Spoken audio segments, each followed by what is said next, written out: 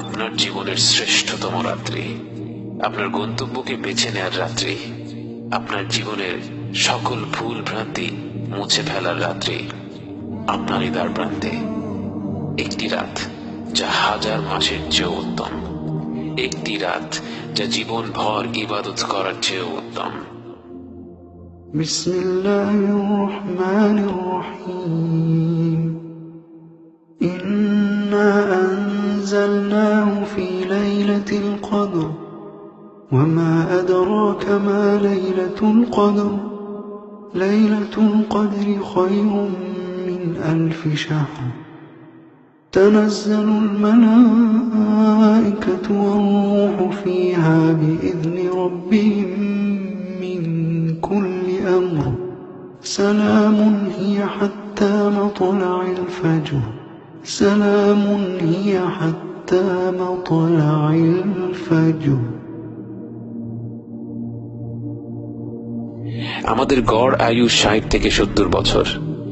এর মধ্যে 10-15 বছর কেটে যায় শৈশবে, 10 বছর কেটে যায় কর্মস্থলে, আরো 10 বছর ঘুমিয়ে ঘুমিয়ে, 5 বছর যাতায়াত করতে করতে, আরো 10-15 বছর সামাজিকতার বিনোদনে।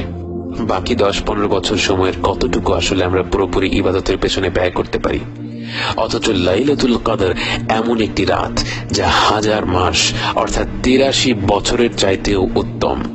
এর মানে এই একটি রাত যদি আমরা সম্পূর্ণভাবে আন্তরিকতার সাথে ইবাদত করতে পারি, এর মূল্য হবে জীবন ভর প্রতিটি মুহূর্তে প্রতিটি ক্ষণে আল্লাহর কথা স্মরণ করে তার ইবাদত করে কাটিয়ে দেওয়ার চেয়েও উত্তম, এর চাইতেও মর্যাদাপূর্ণ।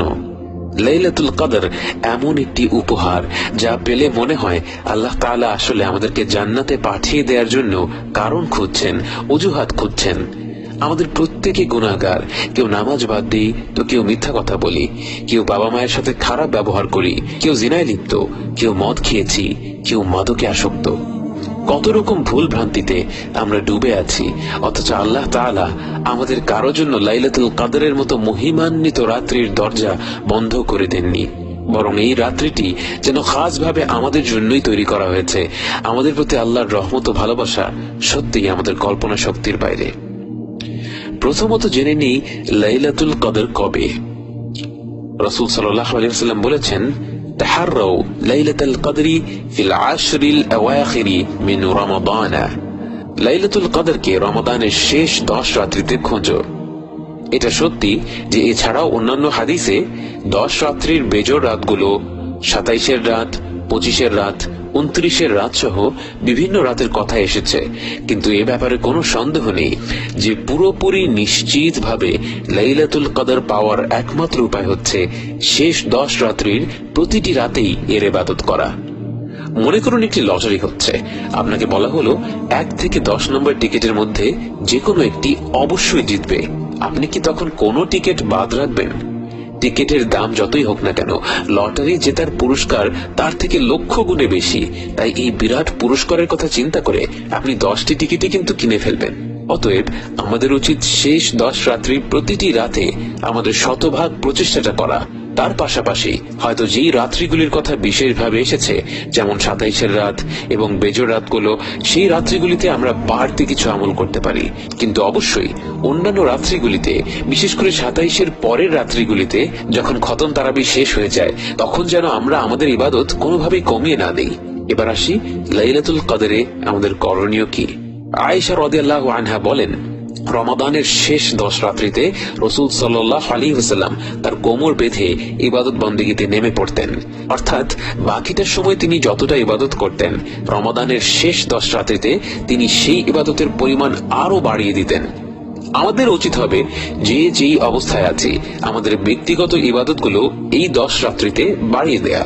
এখানে সবার জন্য একই ফর্মুলা কাজ করবে না। যার ফরজ নামাজ পড়ার অভ্যাস নেই তার অবশ্যই প্রথমে লক্ষ্য রাখতে হবে এই 10 রাত্রিতে যেন কোনো ফরজ নামাজ বাদ না হয়। অন্যদিকে যে ফরজ এবং সুন্নত আল্লাহর রহমতে নিয়মিত পড়ে, তার উচিত হবে বেশি বেশি করে নফল ইবাদত করা। লাইলাতুল কদরের রাত্রিকে পুরোপুরি কাজে লাগানোর জন্য একটি চমৎকার সুযোগ হচ্ছে ইশা ও ফজরের নামাজ মসজিদে জামায়াতের সাথে আদায় করা। কেননা রাসূল সাল্লাল্লাহু আলাইহি ওয়াসাল্লাম বলেছেন, যে ব্যক্তি জামাতের সাথে ইশা ও ফজরের নামাজ আদায় করবে সে যেন সারা রাত নামাজ পড়ল। অর্থাৎ আপনি জামাতের সাথে ইশা ও ফজরের নামাজ আদায় করলে আপনি পুরো রাত্রি নামাজ পড়ার সওয়াব পেয়ে যাবেন। এরপর আপনি বাড়তি যাই করেন না কেন সেটা হবে বোনাস। অতএব আমাদের প্রত্যেকের লক্ষ্য থাকা উচিত, আর কোনো ইবাদত হোক না হোক, রমাদানের শেষ রাত্রিতে যেন অবশ্যই ইশা এবং ফজরের নামাজ মসজিদে জামাতের সাথে আদায় করা হয়। অন্যদিকে তারাবির নামাজ ইমামের পেছনে পুরোটা শেষ করলে, অর্থাৎ ইমাম 8 রাকাত পড়লে 8 রাকাত, 20 রাকাত পড়লে 20 রাকাত, 100 রাকাত পড়লে 100 রাকাত, ইমাম যত রাকাত নামাজই পড়ুক না কেন তার পেছনে পুরো নামাজ শেষ করলেও পুরো রাত্রি নামাজ পড়ার সওয়াব পাওয়া যাবে। কিন্তু এ ব্যাপারে কোনো সন্দেহ নেই যে ইবাদতের ক্ষেত্রে রাসূল সাল্লাল্লাহু আলাইহি ওয়াসাল্লামের মনোযোগ ছিল সৌন্দর্য ও আন্তরিকতার দিকে। তিনি নামাজে লম্বা লম্বা সূরা তিলাওয়াত করতেন এবং রুকু এবং সিজদাতে দীর্ঘ সময় নিয়ে দোয়া করতেন। নামাজে দাঁড়িয়ে সূরা পড়ার সময় জাহান্নামের আয়াত আসলে তিনি তিলাওয়াত থামাতেন, থামিয়ে আল্লাহর কাছে জাহান্নামের আগুন থেকে রেহাই চাইতেন।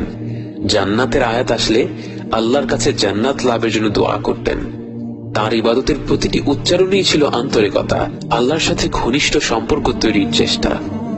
আমরা অনেকে ভাবতে পারি আমাদের তো বড় বড় সূরা মুখস্থ নেই, আর যা মুখস্থ আছে সেগুলোর মানেও বুঝি না। এ ব্যাপারে কোনো সন্দেহ নেই যে আমাদের উচিত হবে এখন থেকে যেসব সূরা মুখস্থ আছে সেগুলোর শাব্দিক অর্থ নিয়ে পড়াশোনা করা এবং নতুন নতুন সূরা মুখস্থ করা। কিন্তু এই শেষ 10 রাত্রি যেহেতু চলেই এসেছে, আমরা এই সময়টায় রুকু এবং সিজদায় বেশি বেশি দোয়া করার মাধ্যমে আমাদের নামাজকে সুন্দর করে তুলতে পারি। বিশেষ করে সিজদা করার সময় বান্দা আল্লাহ তাআলার সবচেয়ে নিকটে থাকে। এই সময় আমাদের উচিত মন খুলে দোয়া করা। সুবহান রাব্বিয়াল আলা 3 বার বলার পর আপনার দুনিয়া এবং আখিরাতের যা কিছু প্রয়োজন আল্লাহর কাছে চাইতে থাকুন। আপনি মন খুলে দোয়া করতে পারছেন না, মনটা শক্ত হয়ে আছে, অসুবিধা নেই। আপনার এই দোয়া না করতে পারার কথাটাই আল্লাহ তাআলাকে বলুন, তিনি আপনার অন্তর প্রশস্ত করে দিবেন, আপনার জিহ্বা খুলে দিবেন। কখনো 5 মিনিট, 10 মিনিট, 15 মিনিট ধরে একটা সিজদা করে দেখেছেন কি? না করে থাকলে এই শেষ 10 রাত্রির চেয়ে চমৎকার সুযোগ কি আর হতে পারে? নামাজের পাশাপাশি অন্যান্য ইবাদত করার মাধ্যমেও আমরা শেষ 10 রাত্রিগুলোকে জাগিয়ে রাখতে পারি। আয়েশা রাদিয়াল্লাহু তাআলা আনহা যখন রাসূল সাল্লাল্লাহু আলাইহি ওয়াসাল্লামকে জিজ্ঞেস করলেন, আমরা যদি লাইলাতুল কদর পেয়ে যাই তখন আমরা কি দোয়া করব? রাসূল সাল্লাল্লাহু আলাইহি ওয়াসাল্লাম বললেন, বলবে আল্লাহুম্মা ইন্নাকা আফুউন তুহিব্বুল আফওয়া ফা'ফু আন্নি। হে আল্লাহ, আপনি ক্ষমাশীল, ক্ষমাকে ভালোবাসেন, তাই আমাকে ক্ষমা করে দিন। কত সুন্দর সমাধান! আল্লাহ রাসূল সাল্লাল্লাহু আলাইহি ওয়াসাল্লাম 10টি জিনিস চাইতে বলেননি, 100 রাকাত নামাজ পড়তে বলেননি। আসলে আমাদের সব ইবাদতের মূল লক্ষ্যটা কি? আল্লাহর ক্ষমা লাভ করা। আল্লাহর ক্ষমা পেয়ে গেলে আমাদের দুনিয়া এবং আখিরাতের আর কোনো কিছুই লাগবে না। তাই রাসূল সাল্লাল্লাহু আলাইহি ওয়াসাল্লাম এই দোয়াটাই আমাদেরকে মহিমান্বিত রাত্রিতে বেশি বেশি করে করতে বলেছেন। সেই সাথে যেই বোনদের এই সময় নামাজ থাকবে না তারাও অন্যান্য যিকির আজকারের পাশাপাশি আল্লাহর কাছে হাত তুলে এই দোয়াটি বেশি বেশি করার মাধ্যমে লাইলাতুল কদরের পুরো ফজিলতটাই আদায় করতে পারবেন। শ্রেষ্ঠ এই মাসের শেষ 10 রাত্রি হলো আপনার ব্যক্তিগত ক্যানভাস। নামাজ, কোরআন তিলাওয়াত, দোয়া, যিকির, সাদাকা, এই সব ইবাদতগুলো হলো আপনার রং। 1000 মাসের চেয়ে উত্তম এই রাতটিকে আপনার মনের মতো রং দিয়ে রাঙিয়ে দিন। যদি সারা রাত শুধু নামাজ পড়ে কাটিয়ে দিতে চান তাতেও কোনো বাধা নেই। যদি একটু আধটু করে ঘুরে ঘুরে বিভিন্ন ইবাদত করতে চান তাতেও কোনো বাধা নেই। এই রাত জুড়ে গোটা মহাবিশ্বের কানায় কানায় ফেরেশতা দিয়ে ভরে যায়। তারা তাদের রবের ইবাদত করতে থাকে, গুণগান গাইতে থাকে। 10টি রাত তাদের সাথে যোগ দিন, অনন্তকাল এর প্রতিদান উপভোগ করুন। আল্লাহ আমাদের সবাইকে লাইলাতুল কদর পাওয়ার এবং ইবাদত দিয়ে জাগিয়ে তোলার তৌফিক দিন। আমিন।